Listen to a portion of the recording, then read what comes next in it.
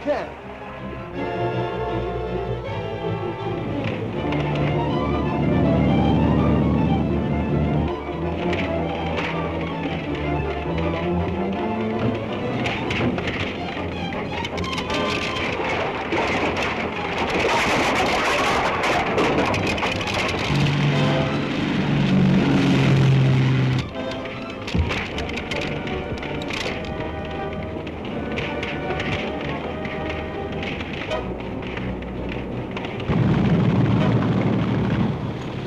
I can't get very close to that fire. You've got to.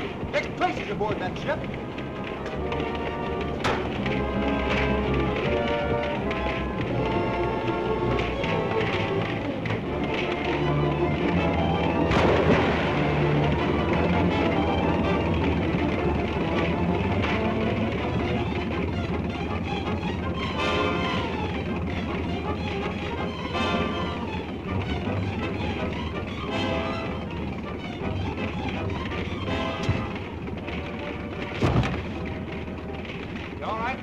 Yes, but it's mighty hot up there. Head for the big pier. That's the nearest way home.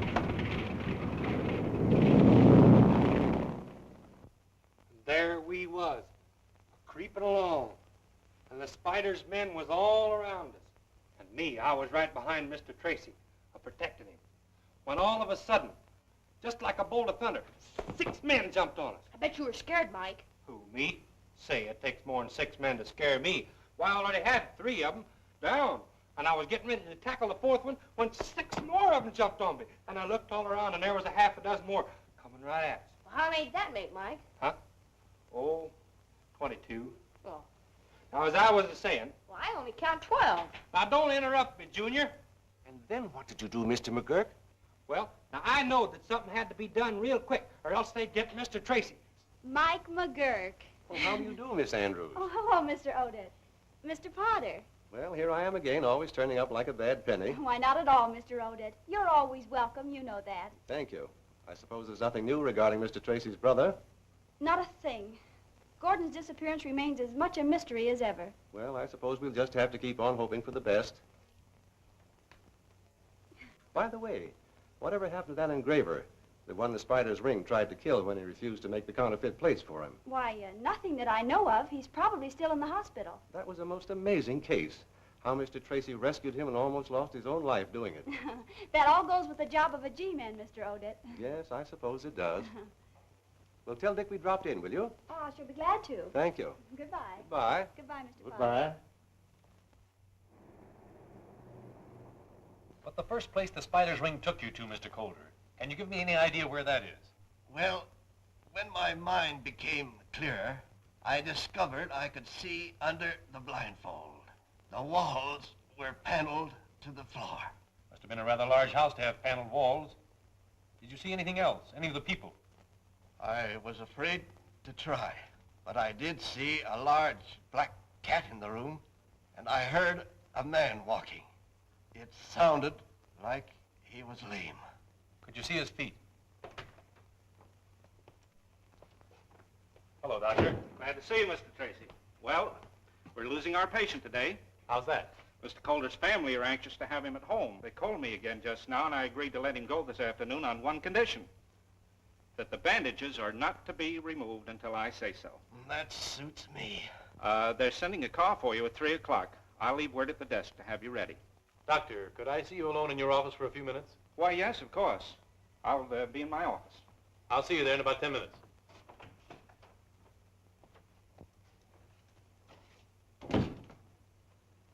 Miss Jennings, there will be a car here for Mr. Coulter at 3 o'clock. Please see that he's ready. Yes, Doctor. That's the patient in 404? Right.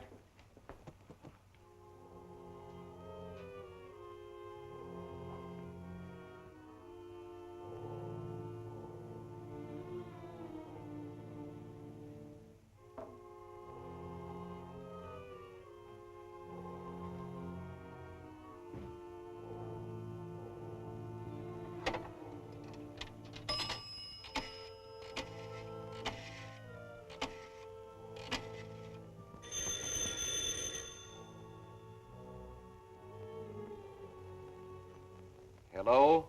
They're gonna take Coulter out of here at 3 o'clock. Stand by and keep watch. Report immediately if there is any change in the time.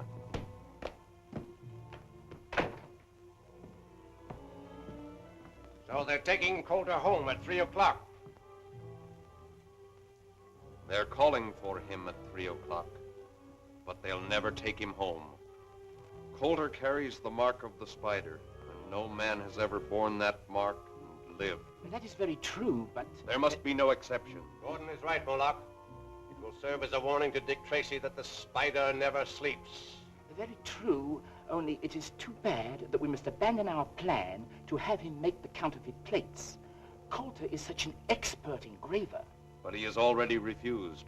And that is also very true, my dear Gordon. But I recall a surgical case wherein a man's nature and his mind were completely changed by a simple little operation. I seem to have a vague recollection of hearing or reading such a case. The operation was on the brain. There is nothing strange about that.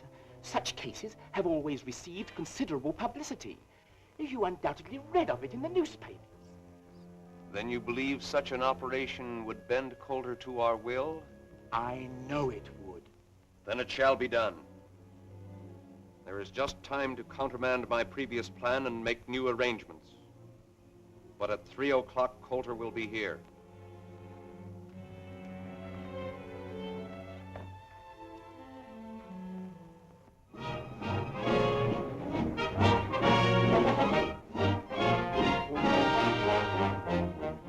Most preposterous, unthinkable idea I ever heard. I won't allow it. As a matter of fact, I positively forbid it. But you can't forbid it, Clive. It's our one sure chance to trap the spider. Good Lord, Dick, if anything should happen. Nothing can happen. I'll prove it to you. Mike, get that road map off the wall.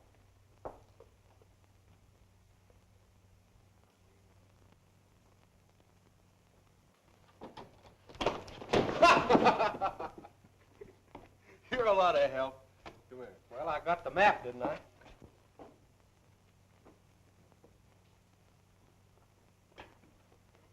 Now, let's see. Here's the hospital. We throw a ring of our department cars with their two-way radio completely encircling the hospital. If the spider ring shows up to get Coulter, as I expect, their car will be spotted by one of our guards and its description immediately broadcast to all the other cars. What, with so many cars following Dick, it's... Only one of our cars will be following the spiders at a time. The others will be on roads paralleling the route. Oh, I get the idea. Then there'll be a net around the spider car all the time. And if they turn off into another road, the other cars will be immediately notified over the two-way radio, and one of them will take up the trail. In that way, no matter how often the spider's car changes its course, a different car will be following it. I guess that's a good idea, Chief. They lead us to that spider's hangout without even knowing that we're following them. That's what I hope they'll do. It's a perfect setup, Dick, but the question now is, will the spider make the attempt to get Coulter? They need those counterfeit plates, and you can bank on it. The spider will try again to force Coulter to make them. All right. I withdraw my objections, but it's against my better judgment.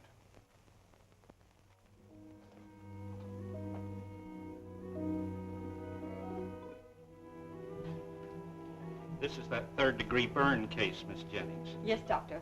402 is all prepared.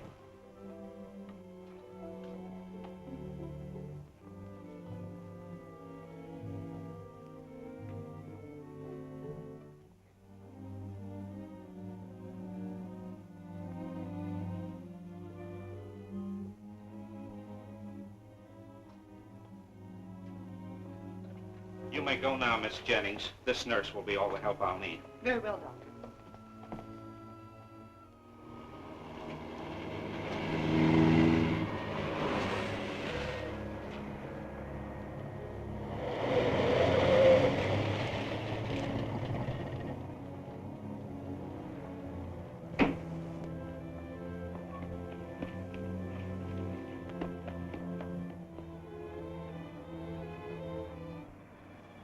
You're not by any chance worrying about me, are you? Why, of course not, but I am a bit anxious. Oh. The ambulance is here for Mr. Coulter. Mr. Coulter's all ready to leave. He's in room 404. Thank you.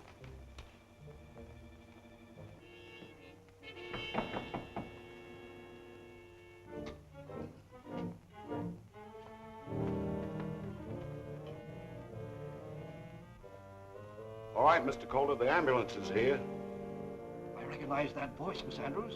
That's one of the spider's men.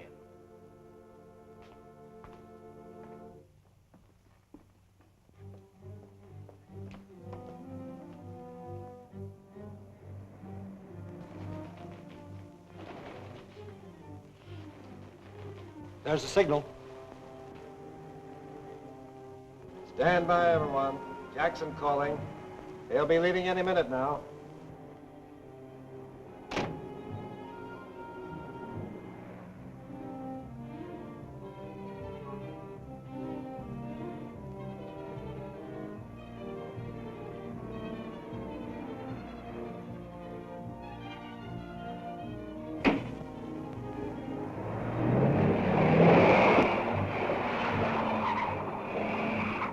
Jackson reporting. Car heading south.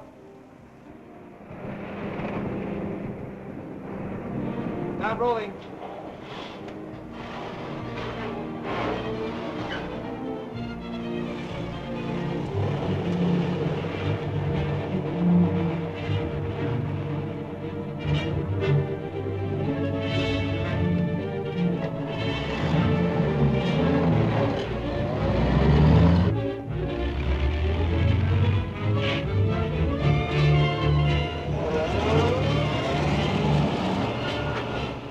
I don't see why we got to stick behind all the rest of them. I'm getting tired of being last all the time.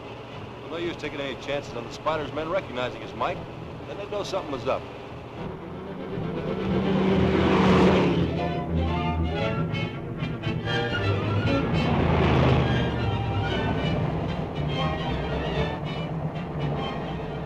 Here's the description of the car.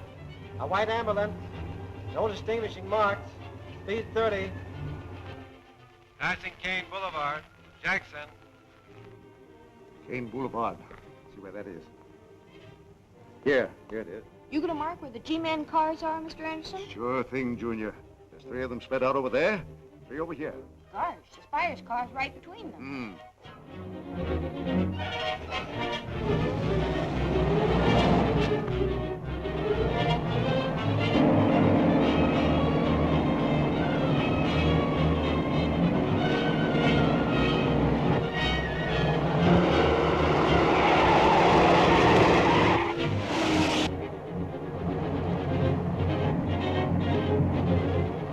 That car in back of us seems to be sticking on our tail.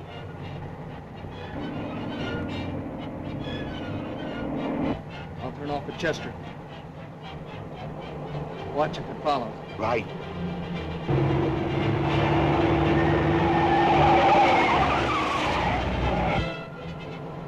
False alarm. He went right by. Car just turned into Chester Boulevard. Going east. That is all. Take over. Jackson. All right, Jackson. Anderson calling Fox. Anderson calling Fox.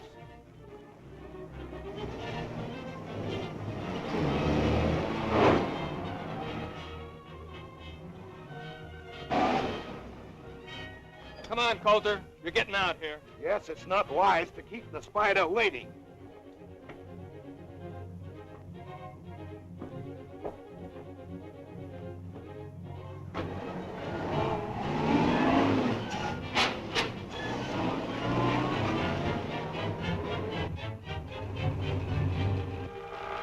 Gee, we think something's wrong with the radio, Mr. Anderson. We should have heard from Mr. Morris before this. Morris reporting. No sign of car. Going through Casper to investigate. All right, Morris. Other cars stand by. Morris, report. Something's up, and I'm going to find out what it is.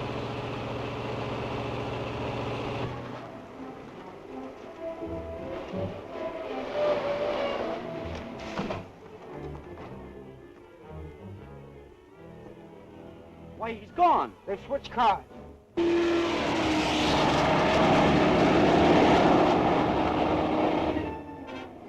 It's Steve Lockwood.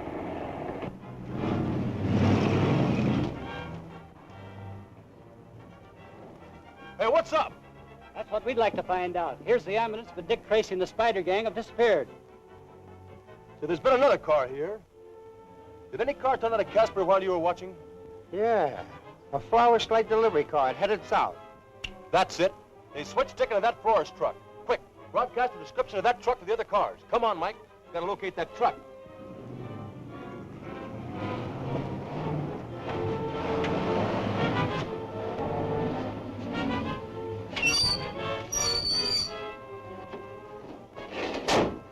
I'll be back soon as I ditch the truck. Step on it. Come on, Calder. Come on, no funny work here.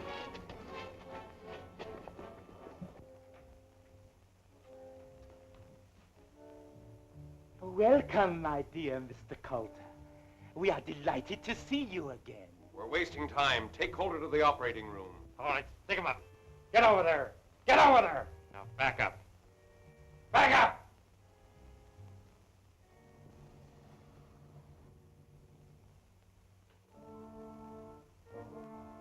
I wouldn't use that telephone.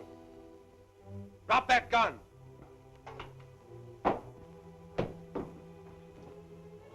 Mr. Coulter seems to have made a sudden and remarkable recovery. My dear Moloch, you had better examine Mr. Coulter's head. It may need a new dressing.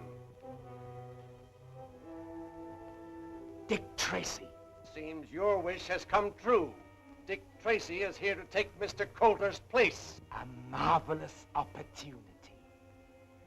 Take the great Dick Tracy to the operating room.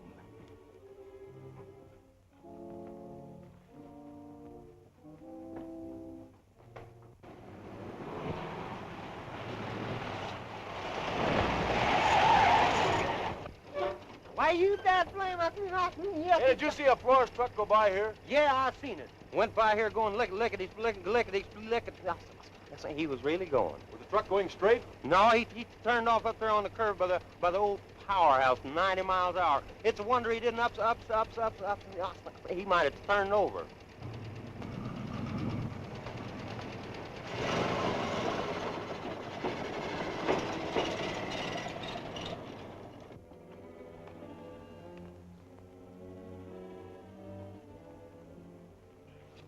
Get the ether ready and the cone. Would you increase the heat under that sterilizer, Gordon? Gordon. Gordon. Is that my brother, Gordon Tracy? So, the great Dick Tracy did not recognize his own brother. What have you done to change him so? It was really a simple little operation on the brain. So, and that's what you're planning to do to me? We planned it for Coulter, but since you have taken his place, the ether!